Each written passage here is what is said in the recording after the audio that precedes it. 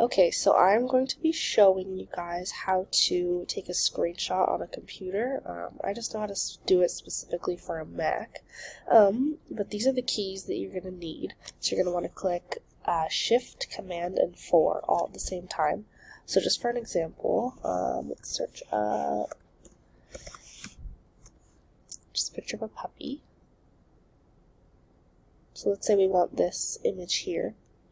We're going to go Shift, Command 4, and this little icon is going to come up, and then you're just going to click and drag over the picture that you want, and then you're going to release your mouse, and then it should do a screenshot. And then down in the corner here, you're going to click on that picture, and it should come up here.